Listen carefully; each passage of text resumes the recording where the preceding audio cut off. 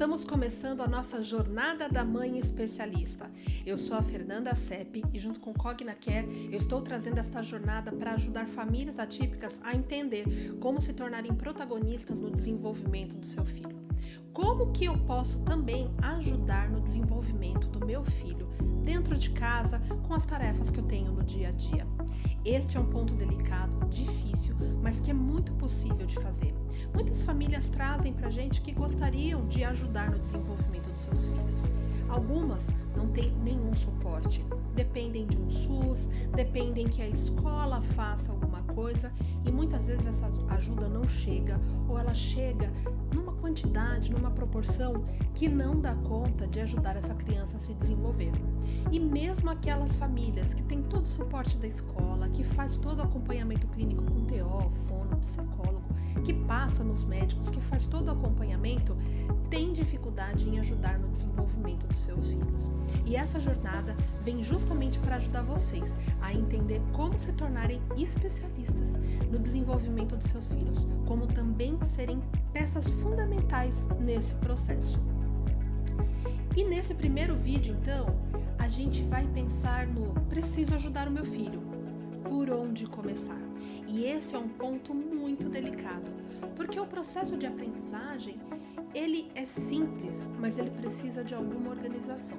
A gente precisa entender o que nós estamos fazendo, onde a gente pretende chegar e o que o nosso filho está pronto para aprender. São pontos muito complexos, muito delicados, mas que com o suporte adequado a gente consegue descobrir e consegue ser então essa pessoa, essa família que vai ajudar no desenvolvimento dessa criança. E o primeiro ponto que eu vou trazer então aqui para você hoje é o que? A hierarquia de aprendizagem. Eu coloquei aí um desenho para ilustrar, para ficar mais fácil da gente entender então o que é essa hierarquia. Veja, muitas vezes a família diz assim, eu gostaria que meu filho falasse. Eu preciso que meu filho fale, mas para chegar na fala oralizada, essa que a gente utiliza no dia a dia, existe toda uma série de habilidades que a gente precisa desenvolver. Existe uma série de coisas que a criança precisa aprender antes de conseguir falar. Então a gente está falando justamente dessa hierarquia. A gente tem um objetivo que é a criança falar, mas o que eu preciso fazer antes para que ela então tenha tudo o que ela precisa para conseguir falar? E aí, na ilustração dessa árvore, vem justamente isso, Aqui eu trouxe um exemplo pedagógico, ok? Exemplo de uma habilidade que geralmente a gente vai desenvolver dentro da sala de aula. Mas o que nós temos aqui, Então, no topo desta árvore, eu tenho aqui usar o lápis e cortar em linhas, utilizando tesoura. Mas como que a criança vai chegar lá? Então, a gente volta aqui embaixo, Então, assim, o que essa criança precisa fazer primeiro para preparar a sua coordenação, a sua mãozinha, para conseguir usar um lápis, para conseguir cortar um papel em linha reta usando a tesoura? Primeira coisa, ela precisa aprender a manipular objetos grandes, objetos menores. É fundamental que ela use as suas mãos. Primeiro ela vai deixar esses objetos cair, Ela não vai ter muita coordenação nesse processo e ela vai desenvolvendo então esta habilidade de segurar, de soltar, de colocar, mudar de mãozinha de uma para outra e assim por diante, certo? Então, a gente vai ter o quê? A gente vai ter ali a manipulação de texturas, O mais áspero, o macio, bolinha de algodão, uma bola de borracha, uma bola de espuma, Passar a mão em diferentes superfícies, ali na parede, que é mais áspera, numa porta de madeira, que é mais lisinha, certo? E testando essas texturas e também aprender o quê? A fazer o encaixe, aqueles brinquedinhos que a gente tem as peças em formatos diferentes e vai encaixando, certo? A partir das texturas, o que a gente consegue desenvolver? A massinha e o rasgar o papel. A gente vai então trabalhando esse processo, Que então ao invés de manipular objetos, a gente já trabalhou com as texturas, a gente começa então a moldar coisas utilizando a nossa mão, com rasgar o papel, amassar massinha, rolar a massinha, certo? Fazer bolinhas e assim por diante. E a partir do encaixe, a gente vai desenvolver o comer e o escrever, certo? Porque o encaixe, ele vai trabalhar uma coisa muito bacana, que é que essa coordenação do olho com a mão. Eu olhar para a minha mão enquanto eu executo uma tarefa. E isso vai ser fundamental para o processo de alimentação, certo? Porque eu preciso que meu olho siga o movimento da minha mão e o movimento da escrita, do desenho, porque eu preciso olhar para a minha mão para que eu consiga fazer o movimento correto, escrever dentro da linha e ter esse controle. Veja como é importante. Aí aqui já fica a dica, né? Então, antes da criança aprender a comer, ela tem que fazer outras coisas antes, que vai chegar nesse processo de conseguir segurar um lápis, né, uma colher e olhar para a mão enquanto está fazendo esta ação para, né, não derrubar comida, acertar a boca e assim por diante, certo? Aí aqui a gente também vai ter o trabalho da pressão e da apreensão. A pressão é a força que eu coloco sobre o papel, por exemplo, para escrever, certo? E a apreensão é quanto de força eu coloco para segurar o objeto, o lápis, a tesoura e a colher. E aí, a partir disso, eu vou desenvolver o quê? O cortar em linhas e usar o lápis, porque aí eu já desenvolvi a pressão, a apreensão, a coordenação olho, mão, já desenvolvi a minha coordenação de pinça, ali um movimento mais delicado, e aí eu consigo então usar um lápis e cortar em linhas. Então percebe, quando a gente fala dessa hierarquia de aprendizagem, a gente está dizendo exatamente o que? Para você aprender, para a criança conseguir usar um lápis, ela precisa, primeiro, manipular objetos, segundo, utilizar texturas, né? Encaixar, brincar de encaixe, tirar coisas de uma lata e colocar na outra e assim por diante. Ela precisa, terceiro, brincar com massinhas, rasgar e amassar papel.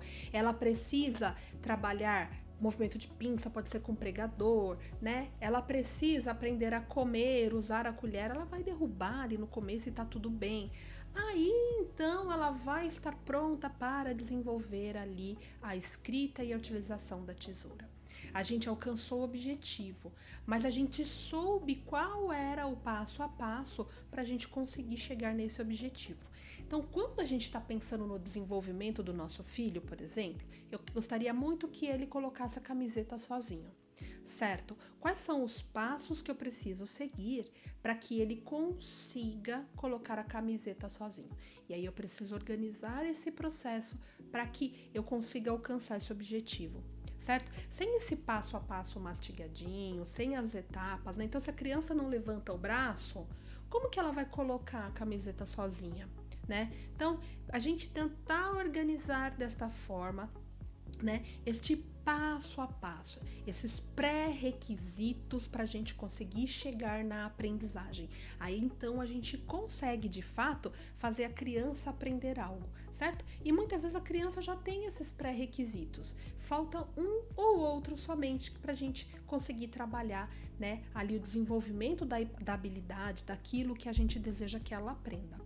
Tá certo? Então, esse é um dos primeiros passos que a gente precisa pensar. São dos primeiros conceitos aí, das informações que a gente precisa carregar pra gente. Eu quero ensinar algo, o que eu preciso fazer, qual o passo a passo para ensinar isso para minha criança? O que ela precisa saber antes de aprender isso que eu quero ensinar, certo? E a gente vai ter, então, várias áreas do desenvolvimento.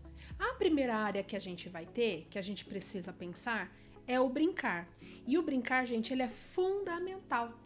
A criança aprende brincando. Ela vai aprender o uso da linguagem, ela vai fazer cópia dos modelos sociais durante a brincadeira. Então, a criança que brinca de escolinha, ela está imitando a professora, certo? A criança que brinca de fazer comidinha, ela está imitando a mãe, o pai, o cuidador que cuida desta função dentro de casa, que faz os alimentos, certo? Quando eu brinco de carrinho, eu estou imitando os movimentos dos objetos que eu vejo na rua, os carros, os pedestres e assim por diante, né? Quando eu brinco de que os bonequinhos estão falando um com o outro, eu estou treinando esse convívio social, essa linguagem, essa comunicação.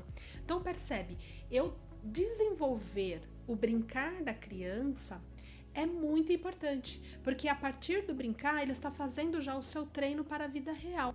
Quando tem uma brincadeira muito mais estruturada, como um jogo de tabuleiro, certo? Ou um jogo coletivo como futebol, queimada, coisas nesse sentido, eu tô treinando frustração, eu tô treinando segmento de regras, certo? Eu tô treinando observar o todo para saber o que eu preciso fazer para alcançar um objetivo dentro do meu jogo.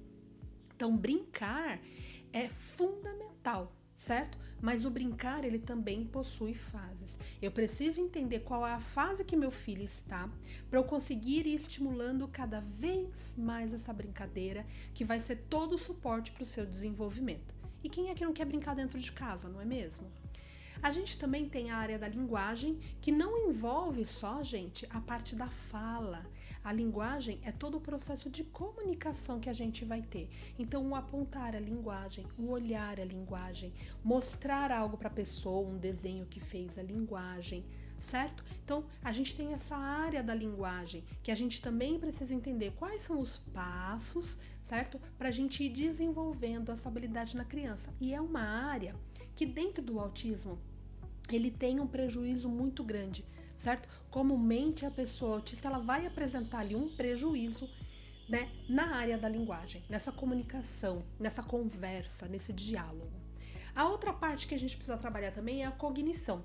E a cognição, a gente não está falando só daquilo que se aprende na escola, tá? A gente está falando da gente conseguir resolver problemas simples, certo? Organizar um passo a passo para tomar um banho, organizar os ingredientes para fazer um alimento, certo? Então, a cognição, ela vai agrupar muito mais coisa, né? Ela vai cuidar de muito mais coisa do que só as questões de escola, certo? No dia a dia, a gente usa essas habilidades cognitivas para ajustar o nosso dia a dia, para dar conta das nossas tarefas. A gente tem que olhar também a parte da motricidade. A motricidade, gente, ela vai envolver tudo que é movimento. A coordenação ampla, a coordenação fina, certo? Então, chutar uma bola, andar, sentar, conseguir ficar sentado, usar o lápis, comer. A motricidade, ela vai dar conta de várias áreas, inclusive da gente se organizar, a gente se localizar, né, dentro dos espaços, não bater nas cadeiras, não esquecer um degrau e cair e assim por diante. É uma área fundamental e que muitas vezes as pessoas não dão tanta importância porque elas pensam que cuida só do movimento. Mas a gente precisa entender que a aprendizagem e o desenvolvimento, ele passa pelo movimento, ok? Então, por exemplo, se alimentar é movimento, ok?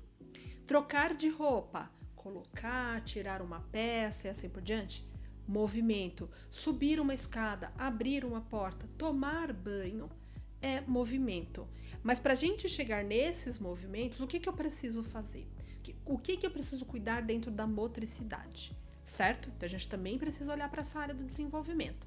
A gente vai ter as questões socioemocionais, que é essa questão emocional, dos sentimentos, certo? Da relação com o outro, como que eu, né, vou interagir com os meus colegas, com outras crianças, com a minha família, como eu vou comunicar o que eu estou sentindo, como eu vou lidar com o que eu estou sentindo e assim por diante.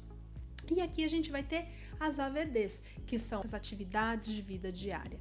Aqui a gente tem um ponto importantíssimo que a gente precisa cuidar muito, porque as AVDs, essas atividades de vidas diárias, são as que vão dar autonomia para a pessoa, certo? É a autonomia dela se cuidar, dela preparar de repente o seu próprio alimento, dela conseguir trocar de roupa, dela dar conta, por exemplo, de arrumar a própria mochila e assim por diante, tomar banho, escovar o dente, ir sozinho ao banheiro. Tudo isso são atividades de vida diária. E é onde a gente comumente tem maior dificuldade dentro do desenvolvimento da criança autista. Essas atividades de vida diária, elas se tornam muito custosas. No entanto, para a gente desenvolver essas AVDs, a gente precisa estar de olho em todas as outras áreas que eu já falei. A criança ela precisa brincar, ela precisa desenvolver linguagem, ela precisa ter ali a sua cognição, essa organização neurológica, cerebral funcionando, ela precisa desenvolver a sua motricidade, que é a questão do movimento, da coordenação global e fina, certo? E ela precisa também, muitas vezes, ter ali o seu socioemocional bem resolvido ou com estratégias que ajudem, porque aprender as atividades de vida diária vai passar por processos de erro, por processos de frustração e assim por diante. Então, o que eu trago para vocês hoje?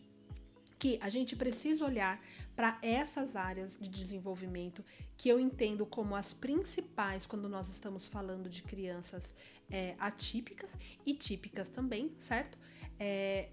Porque elas vão embasar todo o desenvolvimento da criança ali num outro momento, certo? E a gente falou também dessa hierarquia de aprendizagem. Então, assim, o que eu preciso saber, né? O que a minha criança precisa aprender para alcançar aquilo que eu quero que ela aprenda? Será que ela tem todas as habilidades? Será que ela não tem? Como que eu vou organizar esse processo para ela aprender uma nova habilidade? Tá certo? Esse foi o nosso primeiro vídeo da nossa jornada da mãe especialista. No próximo vídeo eu vou trazer aí mais informações de como você organizar essas áreas de desenvolvimento, como você organizar então esse passo a passo de como ensinar coisas novas para o seu filho, certo? E trazer muita novidade para vocês. Então, não perca o próximo vídeo, onde eu vou trazer mais informações para que você se torne a maior especialista no seu filho. Até lá!